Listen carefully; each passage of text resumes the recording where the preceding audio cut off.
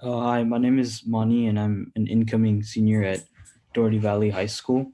And my base project was a car detection model on the Raspberry Pi. So let me show you my demo. So before I just play it, I think part of it, like the top, got cut off a little bit while I recorded. Oh, it's there. Um, so my essentially, I'm just going to walk you through the structure of my program. What it does is it essentially takes a picture of you, and then it sends that picture. It saves that picture onto your desktop. It then sends that picture onto the NanoNets API, and NanoNets processes it. NanoNets makes a prediction on where the car is, and then it sends it back to you. And I used OpenCV to annotate the images. So yeah, here's a little demo of my project. So right now I just started the script, and here you can see my camera. It takes a little bit of time to switch on, but it works. And essentially you're pointing the picture at an object. In this case, I used a toy car. I wanted to use an actual car, but because my Raspberry Pi was plugged in, I couldn't exactly take it out of my room. But here is the prediction. It updates the frame here, as you can see. So that's the first frame. And then a few seconds later, it updates again when I move the car. There is a little bit of a delay, but I'm just happy that it works. Specifically, an obstacle that I faced, two main obstacles that I faced was one, they both had to do with NanoNets due to like the poor user interface and also the slow response from the API.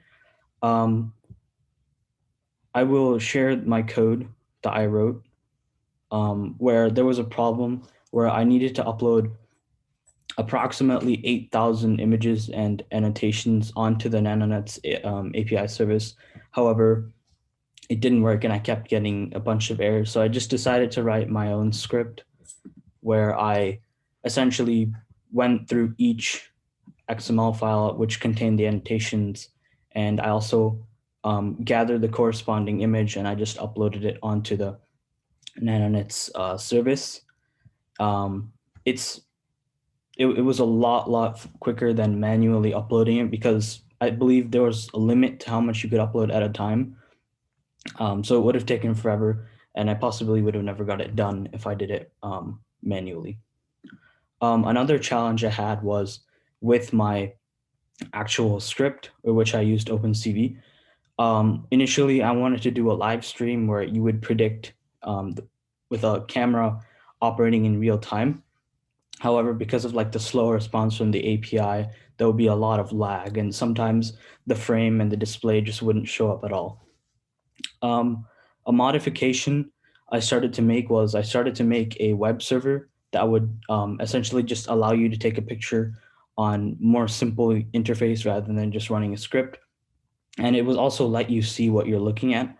So here's a little sample of it. Um, so here, I'm going to reload it. So, oh, I forgot to start the server. So, okay, so now it's running.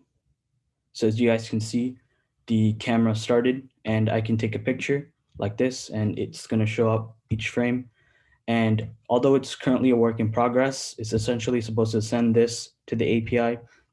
And instead of just running it from a script or an image, it'll show you the object directly here. However, it's still a work in progress, but I'm pretty optimistic that it's going to work soon. So yeah, that's my object or card detection project on the Raspberry Pi. And I think an underrated skill that I learned was debugging, which was a real issue, and I think a skill that I really helped. Well, I was really able to develop during this course, and I'm really grateful for it because my interest in software engineering has grown as well. And it was definitely debugging was also the most painful part, but it was also the most fun part when you finished it because you got your finished product and it worked. So yeah, thank you.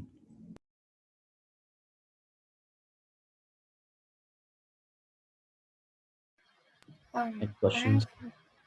sorry. Yeah, go Um, ahead. I had a question, which is, what was the most difficult part to debug?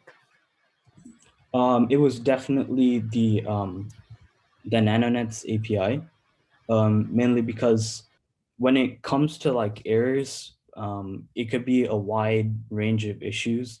So just even creating the model, and I just had to go through a lot of like errors in the code. Also, a lot of packages that I needed to install, which was like really, really difficult because when you installed one thing, it said you didn't have another, and that was really confusing. But so I definitely say debugging in terms of like installations and dependencies and things like that.